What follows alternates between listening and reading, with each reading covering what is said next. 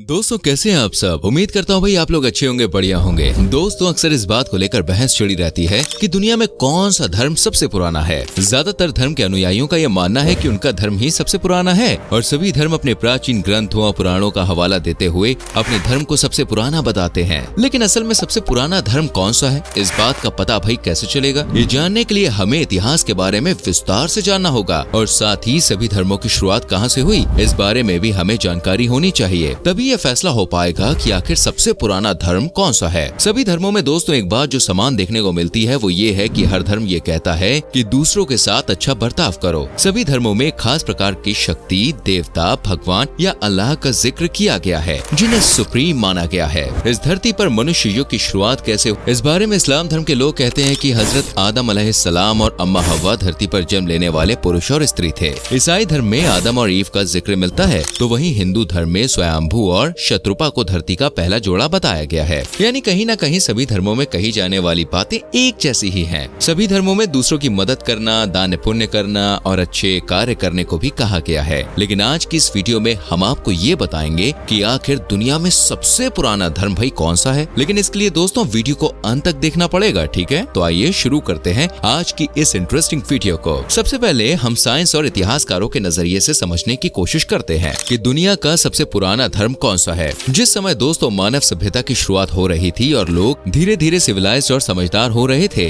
तब लोगों ने प्रकृति की पूजा करना शुरू किया। जो पेड़ उन्हें फल देते उस पेड़ की अच्छे से देखरेख करने लगे थे और उन्हें अपना इष्ट मान लिया करते थे। अगर कोई जानवर उन्हें एक ऐसी जगह तक पहुंचा देता जहां से उन्हें पानी या फिर अन्य किसी ऐसी कोई चीज मिलती जो जिंदगी बिताने के लिए जरूरी है, तो वो उस जानवर को अपना हितैषी समझने लगते थे। उस समय लोग जानवरों और प्रकृति को अपने जैसा ही समझा करते थे और इसी चीज को एनिमिज्म धर्म कहा जाता है। इसके साथ धीरे धीरे इंसानों ने खेती बाड़ी करना शुरू किया। पेड़ पौधों और फल सब्जी उगाने के बारे में उन्हें जानकारी होने लगी। ऐसे में वो खेती बाड़ी तो किया करते थे लेकिन इस बात से बिल्कुल अनजान थे कि आखिर आसमान से अचानक पानी क्यों गिरने लगता है। सोचने वाली बात है भाई, कभी इतनी ठंड हो जाती है तो कभी गर्मी पड़ने लगती है। इस चीज से कई बार उनकी फसलें खराब भी हो जाती थी। तब ये लोग सोचने लगे कि कहीं न कहीं इस दुनिया में कोई तो ऐसी ताकत है जो इन सब बदलावों के लिए जिम्मेदार है। और यहाँ से पॉलीथीस्टिक धर्म की शुरुआत होती है जिसमें लोगों ने जल देवता, पवन देवता और एक अदृश्य शक्ति की पूजा करनी शुरू कर दी। धीरे धीरे लोग अपने देवताओं को खुश करने के लिए कोशिश करने लगे, जैसे कि अच्छी बारिश के लिए वो जानवरों की कुर्बानी देने लगे। पवन देवता को खुश करने के लिए आग और दिए जैसी चीजें जलाने लगे और इसी प्रकार के कई कामों को लोगों ने अपनी दैनिक दिनचर्या में शामिल कर लिया। जैसे जैसे मानव सभ्यता विकसित होती गई, लोग अपने हिसाब से धर्म को बनाने लगे।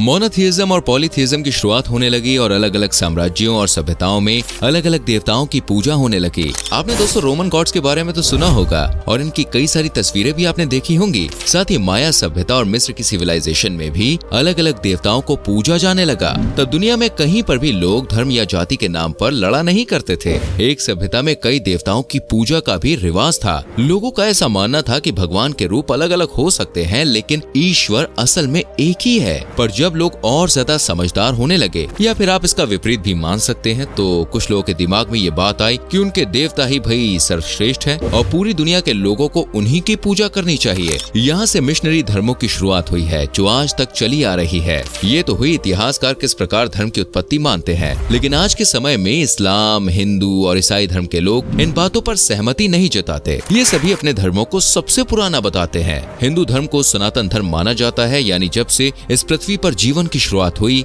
तब से ये धर्म अस्तित्व में है। यहाँ तक कि इस धरती की संरचना ब्रह्मा जी ने की है। ब्रह्मा जी को हिंदू धर्म में एक विशेष स्थान दिया गया है। कुछ लोगों का ऐसा मानना है कि आज से लगभग 90,000 साल पहले हिंदू धर्म अस्तित्व में आया था। वहीं 5500 साल पहले भगवान राम ने धरती पर जन्म लिया और 3300 साल पहले भगवान श्री कृष्ण का जन्म हुआ था और उसी दौर में महाभारत की सूचना भी हुई थी। लेकिन यहाँ पर एक बात जो गौर करने वाली है वो ये है कि किसी भी देवता या भगवान के अवतार ने कभी अपने भक्तों या अनुयायियों से ये नहीं कहा कि उनकी पूजा की जानी चाहिए। आज लोग अपने देवताओं की मूर्ति बनाकर, मंदिर बनाकर उनकी पूजा करते हैं, पर हिंदू धर्म के किसी भी पुराण या वेद में मूर्ति पूजा के बारे में जिक्र नहीं किया गया है। ऋग्वेद में कहा गया है कि किसी की भी पूजा मत करो सिवाय उसके जो सत्य है और उसकी पूजा भी एकांत में करो। वहीं यजुर्वेद में कहा गया है कि जो लोग प्राकृतिक वस्तुओं को पूजते हैं जैसे कि सूरज, चांद, पेड़, सितारे आदि, वे सभी लोग अंधकार में हैं और वे लोग और भी ज्यादा अंधकार में है जो सांसारिक वस्तुएं हैं जैसे टेबल, कुर्सी, मिट्टी की बनी मूर्ति वगैरह आदि की पूजा करते हैं, पर इंसानों ने अपनी सहूलियत और अपने धर्म के अधिक प्रचार प्रसार के लिए मूर्ति पूजा और तरह तरह के रीति रिवाज मानने शुरू कर दिए। इस्लाम धर्म की शुरुआत कहाँ से हुई दोस्तों, इस बारे में भी लोगों की अलग अलग राय है। बहुत से लोगों को लगता है कि आज से लगभग 1400 साल पहले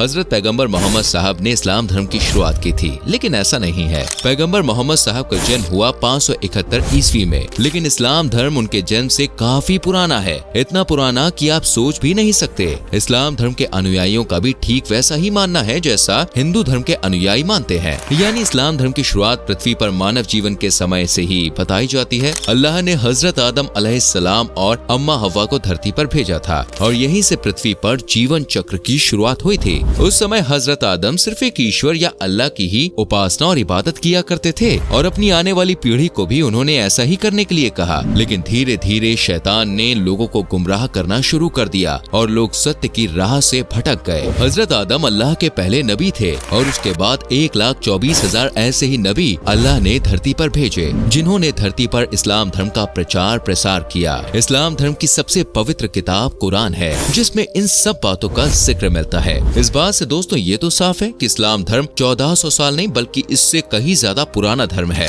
बस हजरत पैगंबर मोहम्मद ने तो अल्लाह के हुक्म का पालन करते हुए इस्लाम धर्म को पूरी दुनिया में फैलाने का काम किया था। वो भी असल में अल्लाह के एक नबी ही थे। ठीक ऐसा ही जैन धर्म में भी देखने को मिलता है। आज के समय में लोग मानते हैं कि भगवान महावीर ने जैन धर्म की शुरुआत की थी। भगवान महावीर ने आज से लगभग 2600 साल पहले पृथ्वी पर जन्म लिया था, लेकिन वे तो जैन धर्म के 24वें तीर्थंकर थे। उनसे पहले धरती पर 23 अन्य तीर्थंकरों ने जन्म लिया था। असल में तो जैन धर्म की शुरुआत कब से हुई इस बारे में सटीक जानकारी किसी को भी नहीं है, लेकिन फिर भी मान लिया जाता है कि प्रथम तीर्थंकर भगवान ऋषभदेव ने ही जैन धर्म के बारे में लोगों को बताया था। और बात करें बौद्ध धर्म की तो लगभग 550 ईसा पूर्व के समय गौतम बुद्ध ने बौद्ध धर्म की स्थापना की थी। बौद्ध धर्म को लेकर किसी भी प्रकार का विवाद नहीं है और साथ ही सिख धर्म को लेकर भी कोई विवाद उत्पन्न नहीं होता है। सन 1469 में गुरु नानक देव जी ने सिख पंथ की शुरुआत की थी और उसके बाद सिख धर्म में 10 गुरु हुए, जिनके अंतिम गुरु गुरु गोविंद सिंह थे और उनके बाद सिर्फ गुरु ग्रंथ साहिब को ही सिख धर्म में गुरु का दर्जा दे दिया गया था। इन सब धर्मों के बारे में जानने के बाद अब हम जानते हैं कि आज के समय में विश्व के सबसे बड़े धर्म यानी ईसाई धर्म की शुरुआत कैसे हुई थी। जैसा कि हमने आपको पहले बताया है कि रोमन साम्राज्य और अन्य पुराने साम्राज्यों के दौरान अलग अलग देवी देवताओं की पूजा करने का रिवाज था। वहीं इजराइल में कुछ लोगों ने यहूदी धर्म की शुरुआत की, जिन्हें ज्यूस कहा जाता है। यहूदी लोग एक समय तक सिर्फ यावे को ही अपना देवता माना करते थे, लेकिन कुछ लोगों ने जीसस क्राइस्ट को अपना मसीहा मानना शुरू कर दिया। उन लोगों ने कहा कि जीसस क्राइस्ट इस दुनिया के सभी लोगों के लिए सूली पर चढ़ गए थे, उनकी कुर्बानी को हम व्यर्थ नहीं जाने देंगे। वो ही इंसानों के एकमात्र मसीहा है और यहाँ से ईसाई धर्म की शुरुआत मानी जाती है। यहूदी लोगों ने लोगों को विश्वास दिलाना शुरू किया कि बहुत सारे देवी देवताओं की बजाय सिर्फ एक ईश्वर पर विश्वास करना चाहिए और वे ईश्वर और कोई नहीं बल्कि जीसस क्राइस्ट ही हैं। प्रथम शताब्दी के दौरान पॉल द अपोस्टल का जन्म हुआ था, जिन्हें पॉल या पॉल ऑफ टार्सस के नाम से भी जाना जाता है। पॉल ने ईसाई धर्म को दुनिया में फैलाने का काम शुरू किया। उन्होंने कुछ मिशनरी तैयार किए जो लोगों को ये बताने की कोशिश करते थे कि तुम गलत हो और हम सही हैं, तुम गलत देवता की पूजा कर रहे हो। जीसस क्राइस्ट ने हमारे लिए इतना कुछ किया, तुम सबको भी उन्हें ही मानना चाहिए। तीसरी शताब्दी में रोमन इजराइल से फैलते हुए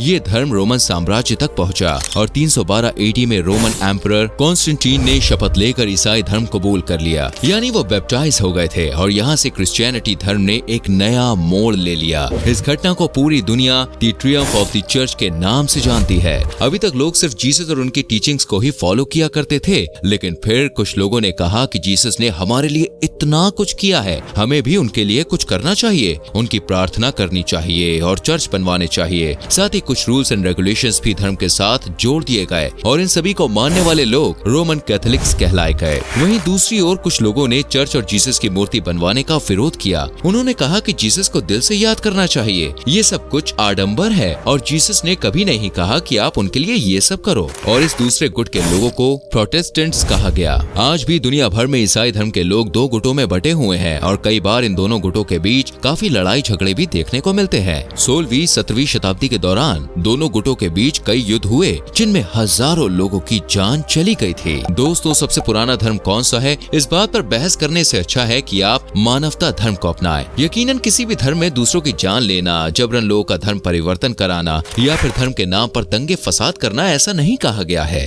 दोस्तों, हमने आपको सभी धर्मों के बारे में बताया और अब ये फैसला आपको करना है कि कौन सा धर्म सबसे पुराना है। आज के समय में दुनिया में 300 से भी ज्यादा धर्म है और अगर इन धर्मों से निकली शाखाएं भी जोड़ दी जाएं, तो कुल धर्मों की संख्या 4000 से भी ज्यादा पहुंच जाती है। तो दोस्तों, ये थी सभी धर्मों की दास्तां। उम्मीद करते हैं कि वीडियो आपको पसंद आई होगी। वीडियो को लाइक और शेयर जरूर करें और आने वाली वीडियोस को देखने के लिए चैनल को सब्सक्राइब करके बेल आइकन प्रेस करें, जिससे आपसे कोई भी वीडियो मिस ना हो। मिलते हैं अगली वीडियो में। अपना ख्याल रखें। Bye bye. अपना